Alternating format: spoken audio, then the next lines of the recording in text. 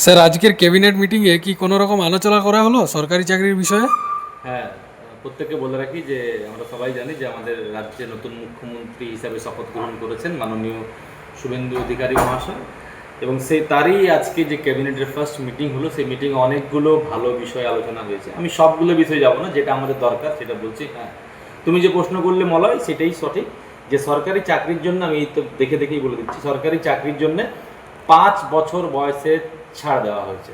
এটা সত্যি সমস্ত চাকরি প্রার্থীদের জন্য, অ্যাসপিরেন্টদের জন্য এত ভালো হলো। আমরা যারা এই ফিল্ডে আছি তারা ভালো করে বুঝতে পারি। অনেকেই বয়স বেড়ে যাওয়ার কারণে এই ফিল্ড ছেড়ে দিয়েছিল।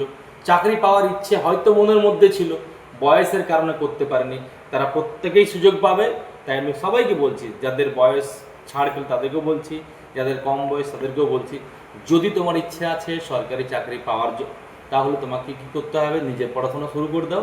আর যদি কোচিং সংক্রান্ত কোনো হেল্প লাগে তাহলে আমরা তো আছি, আরসি এডুকেশন।